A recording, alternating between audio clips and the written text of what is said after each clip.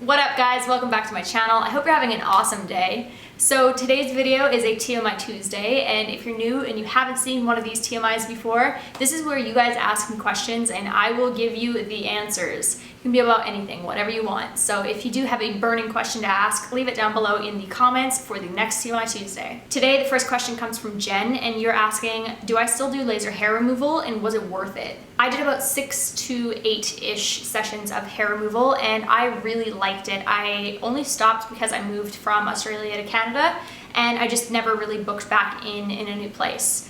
I really hope that it is the same process or the same type of lasers though, because I do think that there is multiple ways of doing laser hair removal. Correct me if I'm wrong, if any of you are a technician.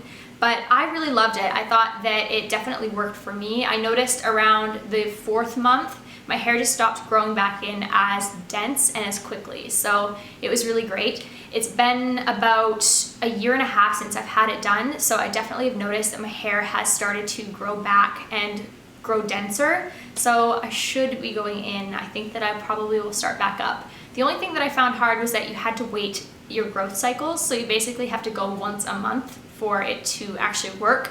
I wish that I was just able to go all the time and get rid of it. Hi.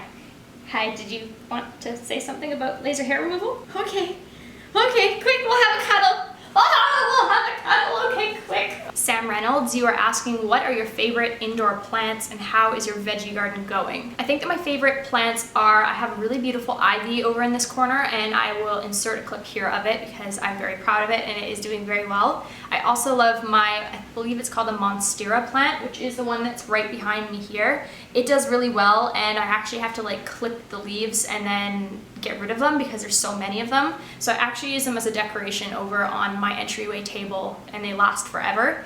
I also love my fiddle leaf fig, which is the one that's in the very back there, but he hates me. His name's Figgy. He's angry at me all the time. He doesn't do very well and I just wish that he loved me as I love him. As for my veggie garden, last year was an utter disaster. If you guys hadn't heard this story already, I went away for about a month and I had a friend who lived in the building come up and water, and they wanted to use my balcony in exchange for watering my plants, and it turns out that he used my balcony but he didn't really water my plants. So unfortunately I came home to a completely dead garden, but this year I'm hoping that I will have much better luck. I am going to plant in the next week or two. I probably am already late doing it, but haven't been able to get to the garden center, but I am looking forward to potentially harvesting this year. Nikita Sola is asking, how many units of Botox do I get in the different areas of my forehead and brow? I'm not sure, but I definitely get less than I used to get in Australia. The guy that I see in Vancouver, Dr. Pavlo, I can never pronounce his name. He's wonderful and he does a really natural job of doing that. I still definitely have movement. I am due for some Botox, but I feel like I have much more of a natural expression than when I was getting it done in Australia.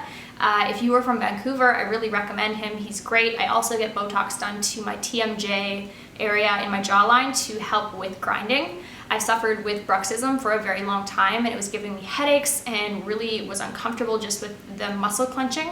And so adding a little bit of Botox into that area has relaxed the muscle and I don't have that problem anymore. So if you're curious about that, I would definitely recommend going in and having a consultation with a injectable specialist slash doctor slash wherever you can get that done in wherever you're from, because they will let you know what they think you will need to relax that muscle. Maz de la Serna says, have you been to Bali and eaten the vegan food there? Yes, I have. It is incredible. I love how many vegan options were offered when I was traveling in Bali. I do have some vlogs from my trips to Bali if you are interested. Some of them I think live on this channel and then some of them live on my Creeping on Karissa channel.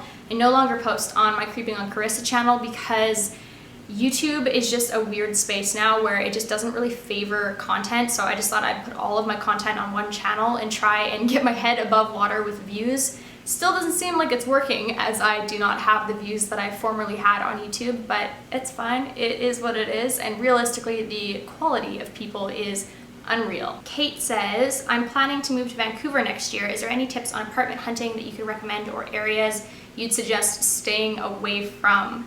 It's hard to find a place in Vancouver that isn't going to break the bank. everywhere is really expensive in Vancouver. It is wild to see how much it's inflated over the years.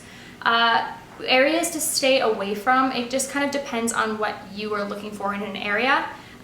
Personally, I wouldn't probably choose to live in the area that I'm currently in, which is like Chinatown, East Vancouver, only because it is dirty and there is a lot of homeless people with drug problems and they can be aggressive sometimes.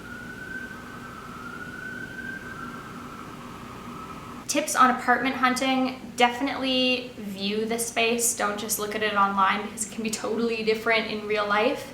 Obviously, that is a tip that I would give to anybody apartment hunting. But yeah, even like this space that we're currently in, I saw it online and we hated the pictures. There was just the weirdest photos, and then we showed up and realized the photos weren't actually of the apartment, it was of like the common areas in this building, and we were like, oh my god, we just about missed out on this place because we totally thought that it was a shitty place.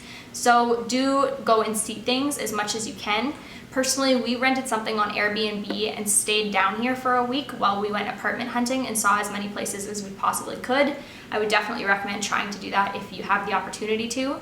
But I think it just depends on what area you want to live in. Like if you are someone who's beachy, you could live in Kitsilano area and it's kind of like smaller community and very close to the beach. Or if you want to be busy, you can live downtown, and downtown is always bustling and busy. There's always something going on and it's close to everything. Or if you want to live closer to nature, you can live in North Vancouver and there's a ton of different trail systems and hikes and different things like that. So there's so many different places in Vancouver that are beautiful. It just kind of depends on your lifestyle and what you're looking to get out of living in a city, as well as what is within your budget, because it's hella expensive here. Lana Adams, you have a really great question. You are asking, how do people generally react when you tell them that you're a YouTuber? It totally depends on whether or not that person knows what you can do online. Like if I'm speaking to an older person, lots of the time they're like, I don't know what that means. Even like my grandma, she's super proud of what I do now that she knows what I do, but like for the first 5 years of me doing this, she was like, get a job. So it's really interesting the level of kind of understanding from general people, because some people totally get it and they're like, oh, that's really cool, like you're into marketing, you're into this, you're into that. But some people are like, you can put videos on the internet and make monies. So yeah, it just depends on that. But if it's a younger person, most of the time they ask what like my username is or how they can find me, and that to me is like, it's very nerve-wracking. I don't know what it is. It's not weird to be a YouTuber and like to talk to you guys, but it's weird when I kind of tell somebody what I do and then immediately they're like, I want to look you up, like let's watch your video together, and I'm just sitting there like, this is really awkward.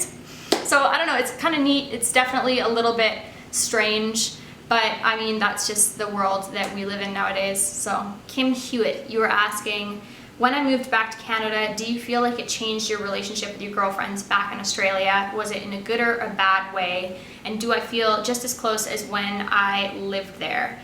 That is a great question. I struggle with that quite often actually, because we're at that point in our lives, well, Glenn and I, when I say we, when a lot of our friends are getting married and having kids, and they have these really big milestone moments, and it's awful not being near your friends when that happens, because you're so excited and happy and proud of them, but you're a world away. So I've really been struggling with that lately. My friend Brooke just had her son on the 13th of April, and he is the most beautiful child, but it's painful to not be there, because I just want to be there for her and I want to give her a hug and meet Atticus and be there, and I'm not, and it's tough. It really truly is, because as much as we are so lucky to be able to FaceTime and send pictures and text message often, it still kind of feels like you're just not there. And also I kind of sometimes feel like I'm bothering my friends, because I'm always texting them being like, hey, like tell me what's up, tell me what's in your life,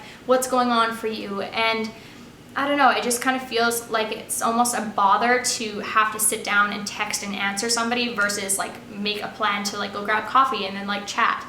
I'm not sure, there's a lot more effort involved trying to keep up a friendship when you are further apart. So it'll be great, and it's just what it is, but it absolutely is hard being away from friends and family and having a totally new dynamic to basically have to work out. I think the biggest thing though with having long distance friendships or long distance relationships is that you have to be flexible and you have to have no expectations.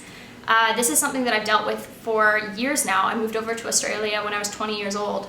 So I learned right away that you can't get mad at people for continuing living their life without you, you know, and if they don't text you back, like you just gotta, you know, whatever, it's all good. So you talk when you can and you catch up when you can and you are happy for it. Hannah Stead, you are asking, did we get a car? No, but I can understand why that could be confusing.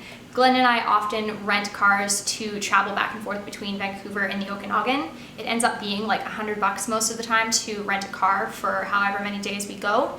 And it's just super easy to do. So we drive the like 5.5, 6 hours back to Salmon Arm and see my family, and then we drive back. And then in Vancouver itself, in like the downtown city limits, there is a lot of car sharing programs, and you can basically book the car on your phone, jump in, and then go, and you pay by the minute. So it's super easy. So we are often in a car, but no, we don't own one. Now this question is something that I am commonly asked, though it wasn't asked by one person in a specific TMI Tuesday video. I thought I just wanted to address it because it keeps coming up in my videos. I have a lot of people that give me shit for talking about things like sustainability or eating the way that I do or whatever, but not being perfect with it. So I am a beauty blogger and I show cruelty-free products, but I'm not exclusively cruelty-free. Or I eat vegan, but you're not a vegan. Or why do you still use leather? Or why do you do this? Or blah, blah, blah, whatever. And it's really frustrating because I've never exclusively put myself in one box. I straight up am not a cruelty-free blogger. And if you're following me for that type of content, that's awesome, but that's not the only type of content that I create. And I find it really frustrating that when you make efforts to make little changes in your life, people jump down your throats to completely expect you to change every single thing immediately to the perfect way of doing it in their eyes. And I wanted to address this just because I just get tired of people being frustrated at me for doing a video on sustainability and then a few videos later doing a haul. YouTube is my job. This is a part of what I do, and just because I do believe in being as sustainable as possible, it doesn't mean that every single action that I do from here on forward is going to be perfect. It's not. Nobody will be. And I don't know, it's just something that I really thought that I needed to address because I don't want to keep addressing it. I feel like it is just really redundant to continually have to answer the same comment over and over and over. I'm not perfect. I will not ever be perfect. The choices that I make in an educated and knowing way, and that's what I choose to do, and you have to respect that. You don't necessarily have to agree with it, and you don't have to follow my content, but do respect that I have every right to make that choice for myself without you as a stranger questioning it. I just wanted to kind of touch bases on that because it definitely has been something that has been on my mind lately because it is popping up a lot in a lot of my videos. And I guess I also wanted to address it because I wanted to say to those of you who are making an effort that don't be scared to make an effort just because somebody else is going to judge that effort. At the end of the day, little actions add up and small choices add up. And I don't think that a person needs to live a perfect life in every single aspect of their life in order to make a difference. And I don't think that it is of much value to attack other people on their choices when you know that they actively try to make good decisions. I think that that education is better given to people who are completely clueless and have no idea that their actions are harming something. But when you approach somebody in a very condescending way who already tries to make a difference and actively speaks about making little changes and is aware of their actions, it just makes you seem like you're a very pushy vegan perfectionist. And honestly, I personally think that that is what turns people off of veganism or sustainability in the first place. I think that it is so much more worth your time and effort to approach it from a kind angle, a conversational angle, and never a condescending angle. So food for thought, maybe you are super passionate about spreading the word, and I think that that is wonderful, but I also think that there is better ways of doing that. And one last thing to kind of wrap that up, I think that a lot of you are probably going to dislike me for saying this, but This is my platform, and it isn't my obligation to stand up for every single cause that comes my way. I am not a vegan blogger. I'm not a cruelty-free blogger. I'm just a person on the internet making videos about things that I like and things that interest me and my lifestyle. And I really dislike it when people try and tell me what I should be doing with my platform, and I have to be doing this with my platform, and I don't have to. I'm just making internet videos, and sometimes I like to talk about things like that, and sometimes I talk about other things. So at the end of the day, I really wish that people would kind of stay in their own lane when it comes to that kind of stuff. And realistically, if you are that passionate about those topics, that is awesome, and I think that that is so wonderful for you, and you should build a platform to share whatever you feel is necessary to share on that platform. But this is mine, and I'm gonna do what I'm gonna do. All right, moving away from that topic, another question is from Iris Teknen. I believe that might be pronounced. I'm probably butchering your last name. You are asking, do I have a dream wedding dress picked out, or do I already know what my wedding dress will look like when Glenn and I eventually get married? I don't have any idea. I don't really care, to be totally honest. I'm not really a wedding person. I would like to be a wife in the sense of it would give me great pride to publicly share that Glenn is my husband and that we've chosen to publicly make that commitment, but realistically it doesn't change our commitment to each other. It also isn't really something that I've dreamt about my entire life of like, I need this dress or I need these flowers. It's just not really something that I spent my time thinking about.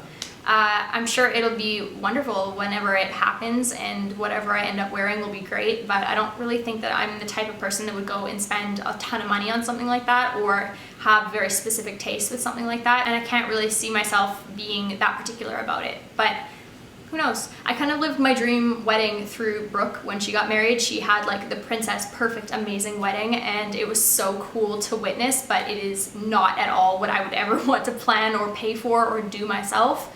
So I had a taste of that through her, and I will have something very simple and low-key for myself. So that is where I will leave you guys for today. I hope that you enjoyed today's TMI Tuesday video. I did have one more piece of information to share with you before leaving today. I have actually pre-filmed a lot of the content that you've been viewing recently, and I'm only going to be posting one video a week for the next little while. And the reason is, by the time you see this video, I will have had a surgery, and I needed some time to heal and to not worry about work. So everything has been pre-filmed.